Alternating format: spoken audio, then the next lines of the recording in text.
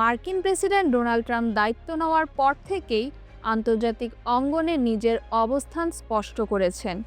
Russia Ukraine যুদ্ধ ও trans Atlantic সম্পর্কে তার সাম্প্রতিক পদক্ষেপে অস্বস্তিতে পড়েছে জার্মানি।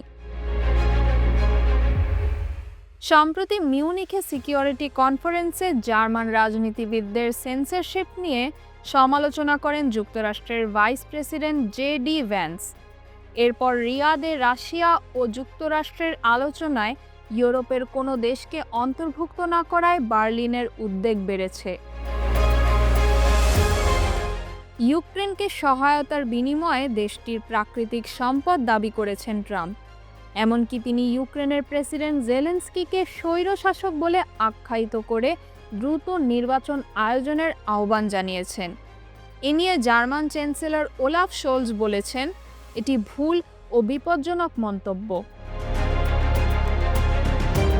জার্মানির প্রধান বিরোধী দল সিডিউর নেতা ফ্রিডরিশ মের্জ ট্রাম্পের অবস্থানকে রাশিয়ার মতো বলে মন্তব্য করেছেন।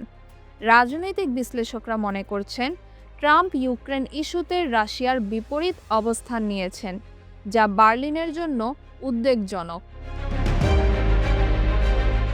ট্রান্স আটলান্টিক সম্পর্ক এখন নড়বড়ে হয়ে পড়েছে।